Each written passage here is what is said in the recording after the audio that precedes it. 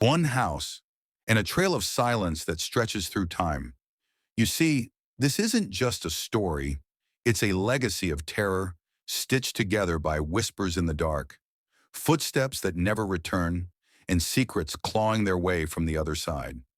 The house on Hallowmere Lane stood untouched for over 2 centuries, yet the scent of freshly burned candles still lingers in its halls. Every family who dared to cross its threshold vanished, not all at once, but slowly, one by one, generation after generation. And the only trace they ever left behind, their shoes, neatly lined by the door. You're about to uncover what the world forgot, or chose to ignore. But I warn you, the deeper we go, the more it stares back. And it always wants more. Now here's what I want to know. If you came across a house that offered you everything, wealth, peace, and your deepest desires, but the only rule was, leave your shoes at the door, would you step in? Tell me in the comments, would you risk it or would you walk away? Don't forget to like, subscribe, and share for more spine-chilling tales, because once we start, there's no turning back. In 1823, the Calloway family arrived in Greystone Hollow just as winter was cracking its knuckles over the hills. The town had few rules and one unspoken law. Don't ask about the Marrow House. Everyone saw it perched on the hill's edge, its gables piercing the sky like broken teeth, its wood a dark, unnatural color that didn't quite match the trees around it. It had been vacant since anyone could remember, yet the hedges were always trimmed. No weeds dared touch the porch. It simply waited. Elias Calloway was a stubborn man, a former naval captain with a thunderclap of a voice and a mind rusted shut with pride. He moved into town with his wife Lenora and their 3 children, Samuel, Eliza, and baby Ruth. They had left behind a life of poverty in the city after Elias received a letter. No return address, no name, just a sentence. The Marrow House belongs to your blood. Come claim it. Leave your shoes at the door. Against the advice of every villager, against the trembling of the priest's voice, the tightening grip of the blacksmith's wife, and the weeping of the town's oldest woman, the Calloways moved in. The shoes were the first sign. Elias removed his boots and lined them beside the polished oak door. Lenora followed, then the children. The moment they stepped barefoot onto the threshold, the door creaked open by itself. Not from wind. There was none. Just a long inhale, like the house itself was breathing them in. The air inside smelled of cedar wood, aged parchment, and something faintly metallic. But it was warm, too warm for November. A fire crackled in the hearth, though no one had lit it. A table was already set for 5. Silverware gleamed like new bones. You see, Elias boomed, though his voice wavered beneath the surface. It welcomes us, as it should. That night they dined on roast pheasant, perfectly cooked. Wine filled their goblets, though no one poured it. Eliza giggled, thinking it magic. Baby Ruth cooed and reached for floating candle flames that danced just out of reach. At midnight, Lenora heard footsteps in the attic. She assumed it was Samuel, chasing dreams again. But when she opened his bedroom door, he lay asleep, face pale, murmuring something in a language that was not English, or any language she knew. By the 3rd day, the mirrors in the house had started showing things. Not reflections, scenes, people who weren't there. Lenora stared too long into the bathroom mirror and saw herself brushing a different girl's hair, one with no face. Samuel stopped speaking altogether and only scribbled strange symbols in chalk on the floors. The symbols vanished when wiped, but always reappeared by dusk. Elias became obsessed with the basement. There's a door beneath the stairs, he said to Lenora on the 4th day. It won't open, but I hear something whispering from behind it, calling me by name. She refused to go near it. Her fingers had begun to blister if she touched anything that hadn't belonged to them, like the doorknobs or the grand piano in the sitting room. On the 7th night, Ruth vanished from her crib. No broken windows, no open doors, just a small pile of ash on her blankets and a whisper etched into the wall above. First the soul, then the skin. They searched the entire house, barefoot and bleeding from unseen splinters. The house creaked with laughter. The fire refused to go out. And the table set for five, now only had four plates. Samuel became violent. He tore up the floorboards with his hands, looking for a way out. "It won't let us go," he kept repeating. "It wants roots. Blood roots. We're in the belly now." On the 10th day, Eliza stood on the second floor railing and smiled as if someone whispered a joke only she understood. She stepped forward into the air and fell, except she didn't hit the floor. She simply vanished in midair, shoes still neatly by the door, untouched. Lenora cracked after that. She tried to run out barefoot, screaming into the night. But the moment she crossed the threshold, the wind swallowed her. Just gone. No scream, no trace. Now only Elias and Samuel remained. They stopped eating. The food turned to maggots by the time it touched their lips. The house groaned like something waking up. Sometimes it rained inside. Always cold, always from the ceiling above the door they couldn't open. The door beneath the stairs. One morning Elias woke up and found Samuel's room empty. The chalk marks had all gathered into one enormous spiral on the floor, and in the center lay Samuel's heart, still pulsing. The door beneath the stairs stood open. With nothing left, Elias walked down into the dark. The walls breathed. He heard Ruth's laughter, Eliza's hum, Lenora's lullaby, all of it echoing behind that basement door, now ajar, the air bleeding shadows. As he stepped through, he whispered, "I should have listened." And then, he was gone. Their shoes remain to this day. 5 pairs, perfectly aligned, not a speck of dust on them. The townspeople don't speak of the Callaways, but every new generation hears the same warning passed down from their elders. Don't go up the hill. Don't enter the Marrow House. And whatever you do, don't leave your shoes at the door. Nearly 50 years passed before another soul dared approach the Marrow House. The year was 1871, and most had long forgotten the Callaways, except for a few grizzled elders who still spat on the ground whenever the house was mentioned. Greystone Hollow had grown, changed, modernized. But the house on the hill remained frozen in time, untouched by nature or man. The hedges still pristine. The shutters never faded. It was as if the house refused to rot. Then came the Blackthorn twins. Violet and Victor Blackthorn were famed for their eccentricity, their brilliance, and their appetite for the strange. Paranormal researchers before the term even existed, the twins were known across Europe for solving cases that reeked of myth. They had written books on seance etiquette and translated entire volumes of forgotten demonology. When they heard of the Marrow House, they didn't run. They booked passage. The twins were mirror opposites. Victor, sharp-jawed and skeptical, trusted only what could be measured and tested. Violet, with raven-dark curls and an unsettling stillness in her presence, believed in what she felt more than what she saw. She could hear things others couldn't, breaths in silence, echoes in shadows. When they reached Greystone Hollow, they were met with closed doors and colder faces. "Don't go up there," warned the innkeeper, his voice strained with old terror. "People go in. They leave their shoes like it's a church, but they don't come out." Violet smiled. "That's precisely why we came." On the first night, they made camp on the edge of the hill, watching the house from afar. It pulsed faintly under the moonlight, as if alive. That was when Victor noticed something strange. The lights inside the house weren't lanterns. They flickered in unnatural rhythms, like they were breathing. At dawn, they ascended. Victor, always formal, removed his boots first. He lined them precisely by the door and placed a tiny silver mirror on top. An experiment. Violet followed, stepping out of her embroidered slippers with a quiet grace. The door opened before they knocked. Inside, everything was untouched. The table was still set for 5, now coated in dust. The fire was out, but the air was warm.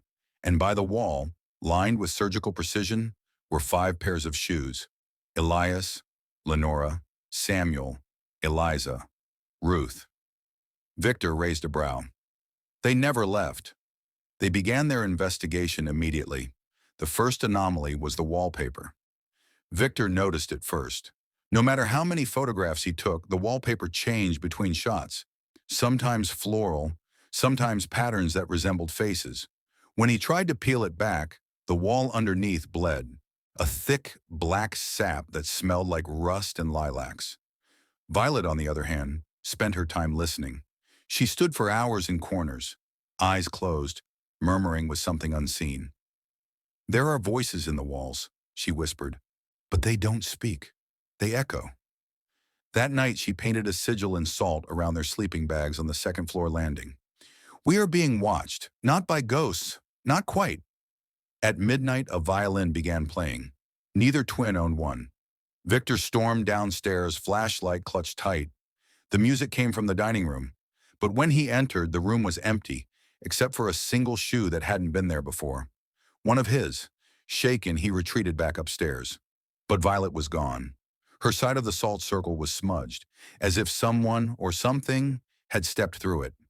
He found her in the attic, standing in front of a mirror that hadn't existed before. "Do you see it?" she asked without turning. Her voice was distant, frayed. Victor stepped closer. In the mirror, he saw them both, but behind Violet stood a mass of hands, thin and twitching, reaching toward her back. He yanked her away. The mirror shattered, but not with glass. It dissolved, like mist cut by wind.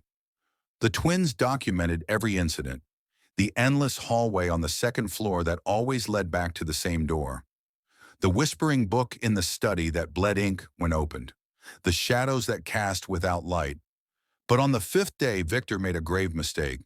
He opened the door beneath the stairs. Inside was nothing at first, just pitch, cold air, thick like syrup. Then came the ticking, like hundreds of clocks, all out of sync. Victor descended. Violet screamed from above, begging him not to. Her voice warped and slowed as he went deeper, as if time bent differently in the space below. He emerged an hour later, but Violet swore he had been gone for 2 days. His beard had grown. His hands trembled. "There's something down there," he whispered. "It remembers. It catalogs us." He refused to speak of what he saw, only that they needed to leave. But when they reached the front door, it was gone. Not closed, not locked. Gone. As if the frame had melted into the wall. The windows, too, were gone. Now nothing but painted illusions. Violet grew pale and thinner by the hour. She stopped eating. Sometimes she spoke in other voices, even backwards. Her skin began to show marks, bruises in the shape of fingers on her shoulders, neck, ankles, invisible hands. Victor tried to burn the house. He poured oil, lit torches, but the flames wouldn't catch. They danced in the air, laughed in high-pitched chimes, then vanished. On the 7th night, Violet disappeared. Her final journal entry read, "It showed me the others, the Callaways, and more. So many more. They are still here. It doesn't kill. It collects." Victor was alone now. The next morning, he found her shoes placed beside his by the door, neatly aligned, and he simply sat on the stairs, head in hands, whispering the same line over and over. "It catalogs. It remembers. It waits." His voice was never heard again. But the villagers say, if you stand at the base of the hill on a quiet morning, you can hear a violin playing just inside the walls.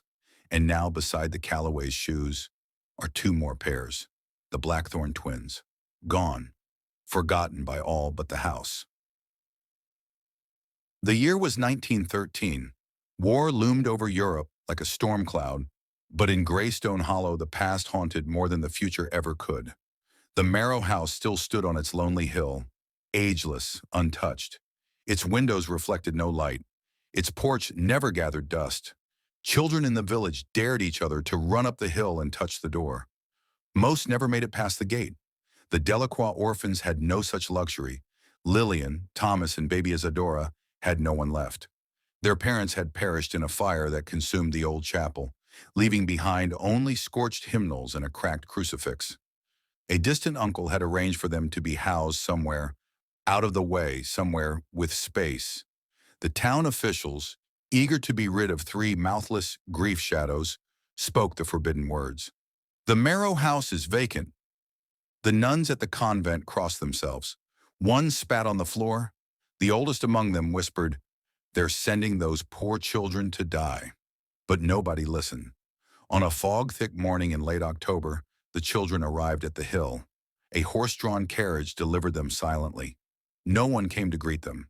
No caretaker, no matron, just a note nailed to the front door.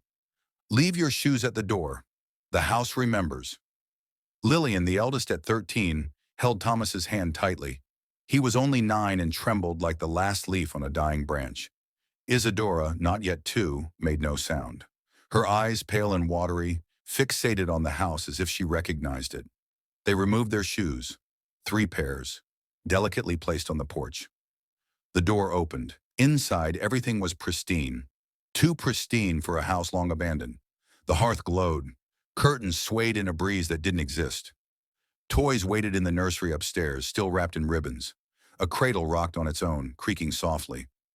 Lillian should have run, but they had no other home.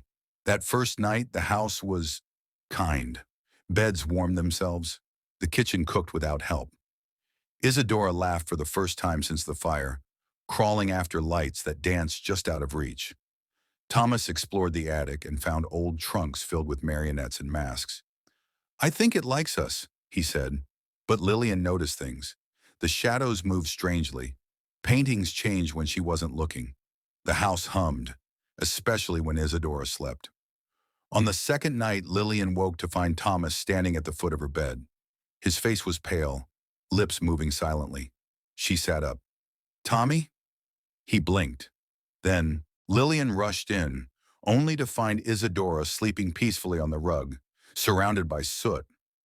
The walls above her had begun to change. They bled symbols, slowly burning themselves into the plaster. On the third day, the toys came alive. It began with the Jack-in-the-Box. Lillian heard it playing at midnight, slowly, too slowly. When the lid popped open, the figure inside wasn't a clown. It was a pale imitation of Thomas's face, its jaw broken and smiling too wide. She screamed. When she returned with Thomas, the toy was gone, replaced by an old music box that played lullabies backward. By the fourth night, Thomas refused to speak at all. He had drawn something on the walls of his room, a massive spiral, lined with eyes and teeth. Lillian confronted him. "What does it mean?" He whispered one word. "Feeding." Lillian wanted to leave, but the door was no longer a door. It was a wall now, covered in velvet wallpaper, stitched with moving patterns. The windows had vanished. She tried breaking a mirror. The glass didn't shatter. Instead, it bent inward, like liquid, revealing her reflection grinning with empty sockets where her eyes should be. On the 5th day, Isadora began to speak. Not babble, not baby talk. She spoke in tongues. She sang lullabies in voices not her own. Deep male voices, weeping women, choking sounds. She never blinked. At dinner, she turned her head completely around to look at Lillian. "The house is full," she said, "but there's always room for more." Lillian locked the nursery door that night, but when she woke, the crib was floating 5 feet in the air, spinning slowly. Isadora was gone. A voice whispered from every corner of the room, "Last to arrive, first to leave." The crib dropped, crashed. Isadora was never seen again.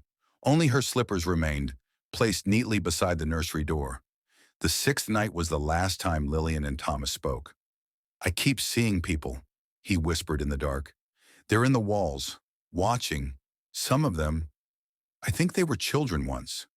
"Like us?" she asked. He nodded. "They want to play." "Don't play with them," Lillian said. "No matter what." The next morning he was gone. She found his clothes on the landing, neatly folded. His shoes joined Isadora's. Now only Lillian remained. She didn't sleep anymore. She stayed in the parlor, clutching a poker from the fireplace, whispering prayers to saints no one remembered. The portraits on the walls showed her face now, smiling versions of herself, all with black empty eyes. The fire crackled. The cradle still rocked. One night the house began to sing. Voices, hundreds of them, blended in a chorus. Songs in no language she knew, but she understood the meaning. "You are the last. Then the door will open again." Lillian screamed until her throat bled. She tore up floorboards, ripped the wallpaper. Behind it were bones. Dozens, small, fragile, children.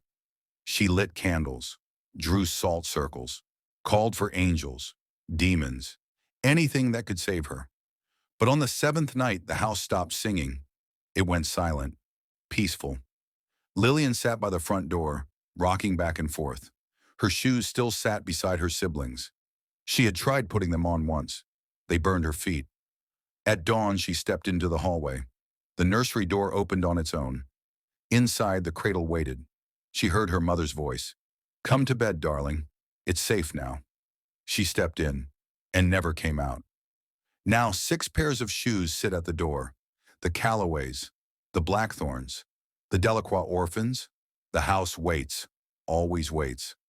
By 1957, the Marrow House had become more myth than memory. Urban legends flourished like weeds. Teens told tales of the screaming windows, the staircase that swallowed, and the door that never stayed in one place. But with the new age of science, belief was fading. The world had radios, bombs, television. Ghost stories belonged to old women and dead centuries. Dr. Harold Montrose disagreed. A parapsychologist with credentials from Oxford and scars from things he refused to publish. Montrose had built a name on his rational approach to the irrational. With his team of 5, each skilled in their own field, they set out to document, record, and perhaps finally explain the mystery of the Marrow House. They brought cameras, instruments, voice recorders, electromagnetic sensors, guns even. The team was young, brilliant, and fully convinced that they would crack the secrets and come out famous. None of them wore their shoes inside. The team, Dr. Harold Montrose, team leader, skeptic, head of research. Evelyn Dare, linguist and expert in occult symbology. Nathaniel Briggs, former soldier, security specialist. Claire Aubert, psychic medium, reluctant. Franklin Cho, engineer, tech wizard, comic relief. They arrived on a crisp November morning. Montrose stood at the porch, scribbling notes while Claire refused to go near the door.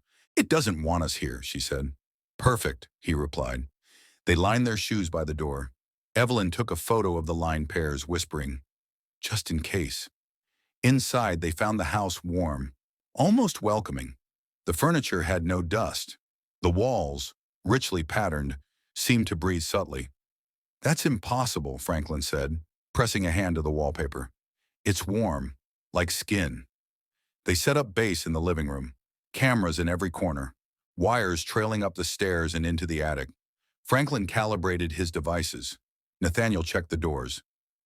None of them noticed the front door quietly vanish behind them. Claire did. She turned. "The exit is gone." Montrose waved a hand.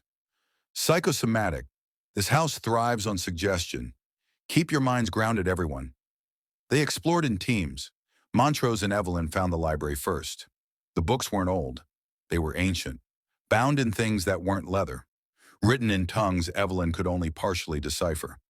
"Pre-Sumerian symbols," she whispered, "but they're rearranged, out of order.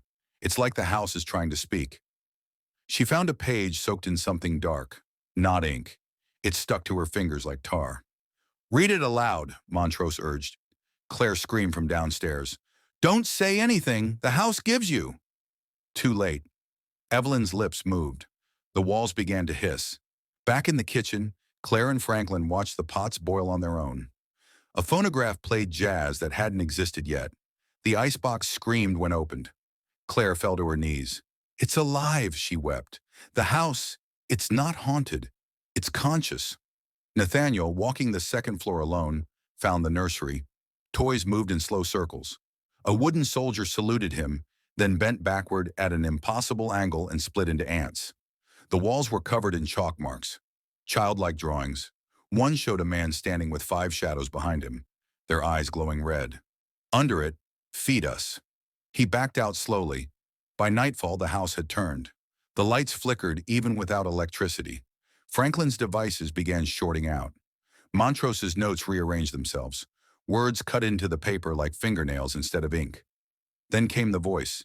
It spoke from the vents, the cracks, the floorboards. "You are not the first." They huddled in the parlor, each trying to ignore the growing sound, teeth chattering, but not from mouths. Claire clutched her chest. "It knows our names." Montrose played the audio tapes. They didn't record their own voices, but the voices of others. Dozens. Children, screaming, laughing, whispering prayers backwards. Franklin set a camera to night vision and aimed it at the staircase. The monitor blinked.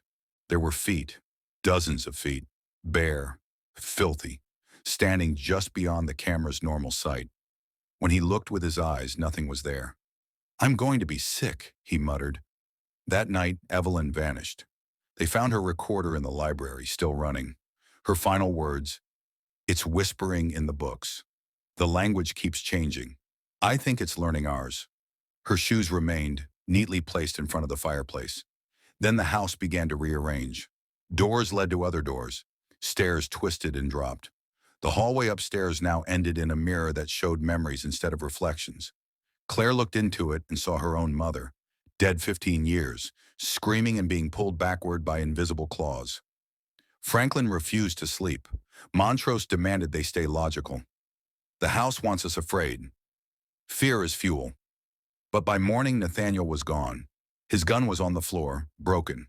The wallpaper beside it was torn, revealing a crude sketch drawn in blood. A human figure with black antlers and too many eyes. 2 more pairs of shoes lined the front door now. "Evelyn's, Nathaniel's."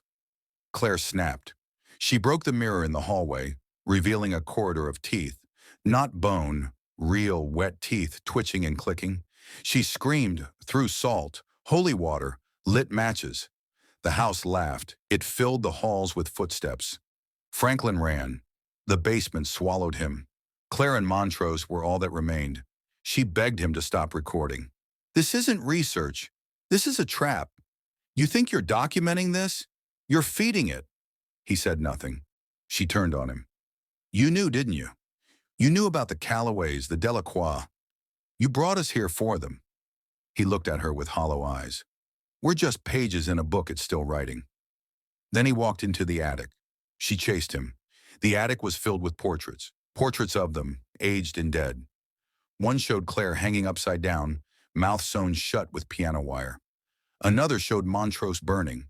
A third, a baby with Montrose's eyes, smiled from the lap of something not human. The final portrait was blank. Montrose stepped into it. He disappeared. Claire screamed until her throat gave out. She tried the walls, the floor, the mirrors. Every surface was a dead end.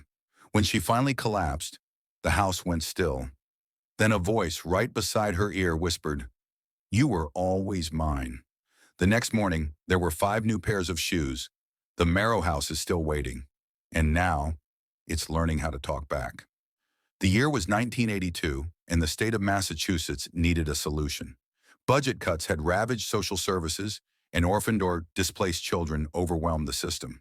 The state needed housing, cheap, isolated, and out of sight. Greystone Hollow came up in a dusty file, almost forgotten, a name circled in red ink with a single note beside it. Marrow House, condemned. The file was reopened.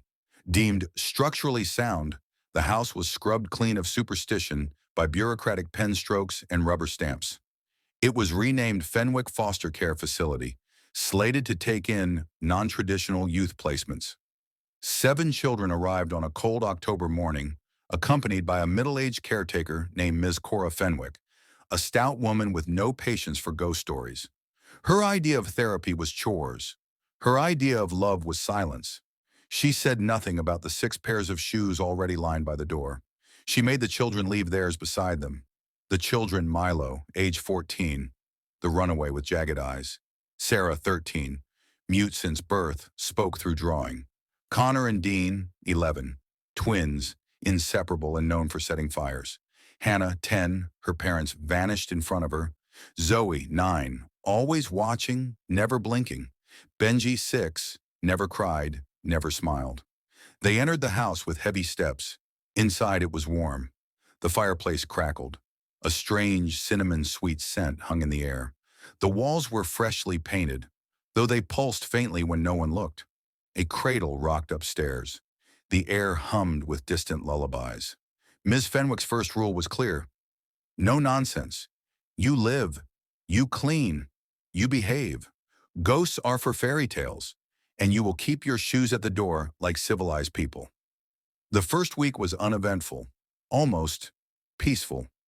But Milo heard things in the walls. At night, just before sleep claimed him, the drywall would click, whisper, shift. Sometimes he'd press his ear against it and hear 1,000 tiny voices crying at once. Sarah drew pictures of people with no faces. Zoe refused to leave the upstairs hallway. She said she was waiting for the hallway to decide what face to wear. Then the mirrors turned black. Every single one. Not cracked, not dirty, just dark. No reflection, no light, just a bottomless black. Benji stared into one and whispered, "I see home." The twins started speaking in unison, sentences that made no sense but felt true. The walls have blood inside. The house has fingers. He's hiding under the stairs again. Ms. Fenwick tried to punish them, locked the twins in the basement. Only one came back. Dean. He didn't speak afterward. His hair turned white overnight. He kept licking his fingers and mumbling, "They taste like wood." Milo tried to run. He opened the front door, only to find a cemetery outside. Tombstones with names none of them recognized, but each bore a carved shoe. Sarah drew the house, detailed, flawless, but in her version, the house had legs and a smiling mouth filled with cradles instead of teeth. Zoe disappeared first. She walked into the nursery, sat in the floating crib, and smiled. "I remember now," she said. "I lived here before I was born." The others heard her humming long after she vanished. Her shoes appeared beside the others. Then Connor climbed into the attic and never returned. They found his clothes folded neatly. On the walls, more drawings appeared, children with their mouths sewn shut, dancing in endless circles. Hannah cried to Ms. Fenwick, "There's something in the walls." Fenwick slapped her. That night, the walls took Fenwick. The children heard it. Not a scream, a laugh. Her laugh, but stretched and bubbling, like something boiling in oil. In her room, her shoes were placed at the foot of her bed. Inside them, fingers. Benji stood by the kitchen table the next morning, skin pale, holding a crayon and drawing upside-down crosses without looking. Milo snapped. He kicked the nursery door in and shouted at the empty crib, "What are you? What do you want?" The room whispered back, "We want to be loved." The walls bled. Sarah's drawings curled into ash. Dean chewed through his sleeve and whispered about the roots under the house. That night, Milo found Sarah missing. Her sketchpad was left open. On it, 7 children, all with hollowed eyes, holding hands in front of a burning house. Above them, a figure that looked like the house itself, arms outstretched, embracing them all. By morning, Hannah was gone too, her shoes beside the stairs. The house no longer pretended. It laughed openly. Chimes rang with no wind. The chandelier above the foyer swung without motion. Music came from the walls. Dean sang along. Benji levitated 6 inches above the ground and whispered names that no one should know. Then Milo was alone. He screamed, tore at the walls, tried to break the windows. But outside was a womb of mist, an endless sea of shadows with faces. He sat in the parlor and wept. Footsteps came, but no one entered. Then Sarah's voice, though she had never spoken aloud, echoed from the vents. "You were always meant to stay." And the house answered her with laughter. Milo placed his shoes beside the others and stepped into the dark. Now 13 pairs of shoes wait by the door. The house is never empty, just between guests. In 2006, Damien Caslow, a filmmaker known for pushing the boundaries of truth and terror, decided to film the ultimate documentary, the Marrow House tapes. He didn't care about the folklore. He didn't care about the disappearances. He didn't care that the last time someone entered the house was in 1982 and never came back. That made it perfect. What he cared about was fear, real fear, unstaged, unscripted, unfiltered. So he brought his crew, 5 professionals, jaded thrill seekers, who'd filmed in war zones and serial killer crime scenes. They signed waivers. They laughed at the warnings. They even mocked the rows of shoes still sitting at the Marrow House's porch like obedient pets. "People don't vanish in the 21st century, Damien scoffed, stepping into the house with a wide grin and a camera rolling. "We make them legends." The crew, Damien Caslow, director, narcissist, thrill chaser, Mel Rojas, cinematographer, ex-military; Tasha Green, sound engineer, horror addict; Chris Doyle, producer, skeptic, Damien's old friend; Laura Miles, paranormal consultant, borderline obsessed with the Marrow House lore. They brought drones, satellite phones, 4K cameras, EVP recorders, EMF meters, and even holy water. For laughs. The plan was a 72-hour shoot, stay in the house, record everything, stream parts online, and walk out viral. They never made it to day 2. Day 1. Hour 1. The footage starts strong.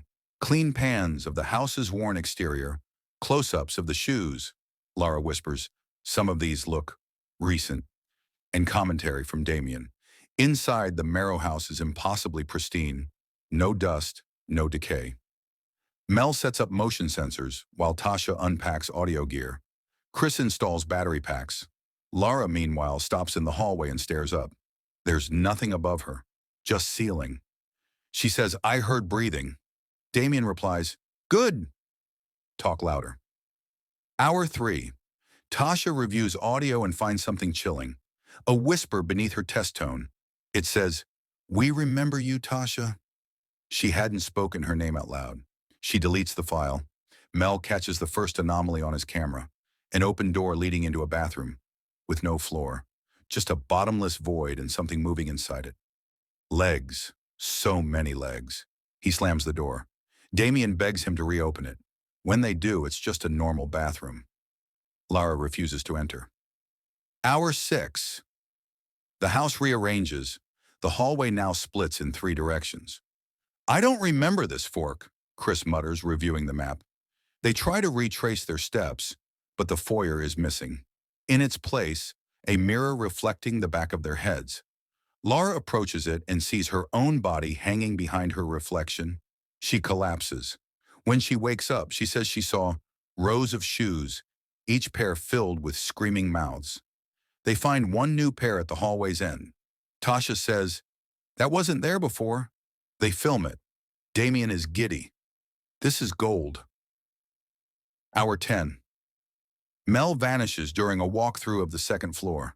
His body cam shows static, then darkness, then a brief flash of dozens of children's hands reaching out from the wallpaper. They find his boots, but no Mel. Tasha starts crying. Lara whispers prayers in Latin. Chris begs Damien to call it. Damien refuses. We're in it now. We finish. The footage becomes more frantic. Doors lead to staircases. Mirrors follow them like eyes. Whispering begins behind the microphones. You're next. You're next. You're next. Hour 15. Tasha locks herself in the bathroom. Through the door, the crew hears a child's voice mocking her. Then the sound of wet chewing. They break the door down. Tasha is gone. A single shoe remains on the counter. Damien films it silently. Hour 17. The house goes dark, not just visually, but inside the footage itself. The lights stop reflecting. The LEDs on the cameras vanish. Lara screams that they've entered the Marrow. The house doesn't want to be filmed anymore, she whispers. They hear footsteps in the walls, not just pacing, but running, slamming, crawling. The ceiling above them sags with the weight of something immense dragging itself. Chris checks the exit. The front door is now a brick wall. Behind them, laughter. Children laughing. Damien tells the camera, we are not alone. Then something throws him across the parlor. His skull cracks. His camera catches it all, shaking, twitching, as if the house itself is recording now. Hour 19. Chris tries to burn the house down. He douses the floor in fuel, flicks a lighter, and the flames go out midair. Lara tells him, it's not wood. It's flesh pretending to be wood. You're not in a building. You're inside something. Then the stairs begin to move, like a throat swallowing. Lara kneels and offers her camera to the wall. You want our story? Take it. The wall opens. She steps in. It closes. Chris is the last. He grabs Damien's wrecked camera and runs upstairs screaming, I don't believe in you. I don't. I don't. Footsteps follow him. His screams echo. And then, silence. 3 months later, police find a single camera in the middle of Route 19. It contains 17 hours and 43 minutes of footage. The rest is corrupted. The final frame shows 21 pairs of shoes lined up inside the house. One pair is missing. Yours. Year 2025. The house was supposed to be gone. In 2010, the state leveled the land. Bulldozers, wrecking balls, fire crews, holy men, salt, rituals, every known exorcism, and every rational demolition method applied in layers. But the house remained. Not metaphorically, literally. They brought it down, and it stood again by morning. No one claimed responsibility. No foundation was ever found. Blueprints vanished. Property lines blurred. GPS wouldn't recognize the area anymore. Locals started calling the place the memory scar. And still, the shoes remained by the door. Every pair. Some rotted, some brand new. Always facing out, as if waiting for their owners to return. Present day, enter Elias Tormund, a university folklore professor and author of Haunted American Histories. He's not here to prove or disprove. He's not looking for fame. He's searching for his brother, Chris Doyle, the producer who disappeared with Caslow's crew almost 2 decades ago. Chris was all he had. Elias had tried everything since. Private investigators, psychics, forums, internet rabbit holes. He'd even spoken to a man in Romania who claimed to have escaped the house inside a dream. That man died 47 hours later, choked on his own tongue. But Elias never stopped. Now, in April 2025, he finds himself standing before the Marrow House, journal in hand, recorder strapped to his coat, and camera mounted to his shoulder. One final entry, one last search. He knows the pattern. He's mapped the past 6 generations. He even knows the names. He has a chart of every known disappearance. He counts the shoes, 32 pairs, and an empty space beside them, a space wide enough for one more. He removes his shoes, steps forward, and closes the door behind him. The house breathes. It exhales. The windows blink. The wood settles as though adjusting to a new rib. Elias's recorder crackles. The first sound it captures is children laughing. He walks carefully. The foyer is familiar. He's seen it in footage. Still, it feels older, like something not meant to be witnessed, only remembered. A portrait hangs near the staircase. Face is shifting as he looks away. He calls out, "Chris?" No answer, but his name is whispered from the vents, slow and honeyed. Elias. He moves into the parlor. On the wall are photographs, black and white, undeveloped, until he touches one. Then it shows him standing exactly where he is now, a skeletal figure beside him smiling. He doesn't scream. He's prepared. From his coat, he pulls a small metal pendant, blessed, engraved with sigils he doesn't believe in, but carries out of desperation. It burns red hot in his hand. The house groans. He walks deeper. The nursery, just like the drawings. Crib, rocking, walls painted in blood-bloom colors. Inside the cradle is a camera, Damien's, untouched by time. He lifts it and the footage begins playing through the air. Holographic, soundless, then louder, glitching. A montage of everyone who came before. The children, the twins, Zoe in the crib, Fenwick screaming as hands pull her into the fireplace. Caslow's face melting like wax. Sarah's sketchpad floating, still drawing on its own. Then Chris, standing alone in the attic covered in soot, muttering, "She's almost done building the family." The footage loops, and then it speaks. "Will you join?" Elias replies, "Not until I find him." The house is offended. The floor cracks open. Roots, no, arms, shoot upward. He runs. The walls bleed again. Behind each door, a memory. He sees his mother dying. He sees his father falling from the hospital balcony. He sees his own death. Multiple versions. Stabbed, drowned, devoured. Each one smiles at him. He throws the pendant at the wall. It explodes like a star. White light blinding everything for seconds. A door appears. Wooden, plain, familiar. He opens it. Inside, Chris, hollow-eyed, gray-skinned, but alive, sitting at a long dinner table. At the head sits a figure of flesh and wood, stitched together, eyes wide, lips sewn open in a grin. It feeds on nothing, yet its mouth chews. Chris looks up. Eli, it's been years. Elias runs to him. Chris grabs his wrist. I can't leave. None of us can. Not without one more. One more what? Elias breathes. Chris, one more soul. The figure at the head of the table stands. Elias turns to flee. Chris grabs him again. This time, his nails are claws.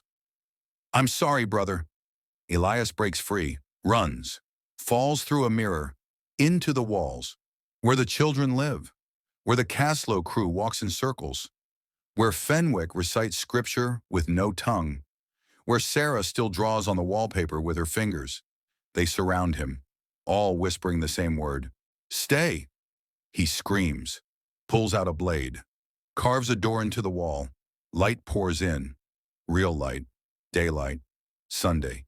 He falls through. The cut to black. A knock. Then the creak of a door opening. A shoe hits the floor. Then another. The camera turns. A new face enters the house.